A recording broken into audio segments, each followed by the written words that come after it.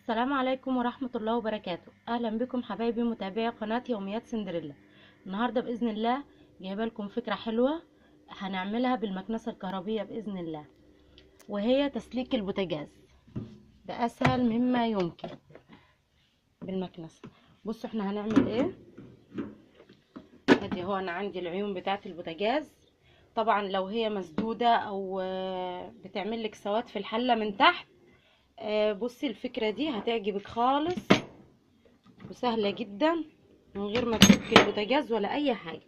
كل اللي انت هتعمليه ان انت هتجيبي المكنسة الكهربائية بتاعتك وهتشيلي الجزء اللي احنا بنكنس بيه السجاد والفرش والكلام ده، هتفكيها، هتخلي بس الخرطوم كده اهو، شايفة ده بس. هتعملي ايه، تروحي حطاه في مكان العين كده اهو وتشغلي على طول.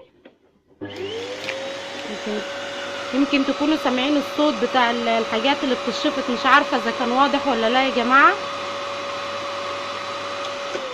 تمام، مش عارفة الصوت اذا كان واضح في الحاجة اللي هي بتشفط من عيون البوتاجاز ولا لا.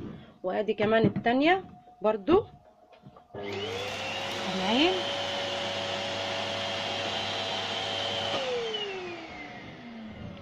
بس بمنتهى السهولة تروحي مرجعة العيون بتاعتك تاني، وهوريكي شكل النار بتاعتها عاملة ازاي.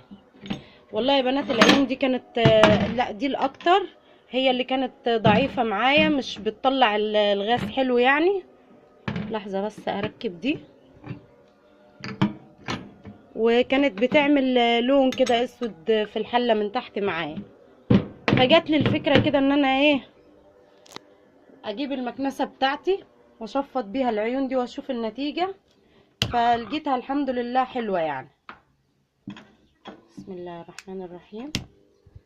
اهي مش عارفة العيون واضحة يا جماعة معاكم ولا لا، شايفين النار بتاعتها حلوة وعالية ازاي؟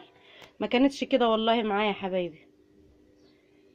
ادي هي الفكرة بتاعتي النهاردة، فكرة من مطبخي، ويا رب ان شاء الله تكون عجبتك وتنال على اعجابكم باذن الله.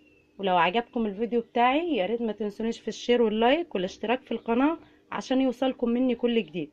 السلام عليكم ورحمة الله وبركاته.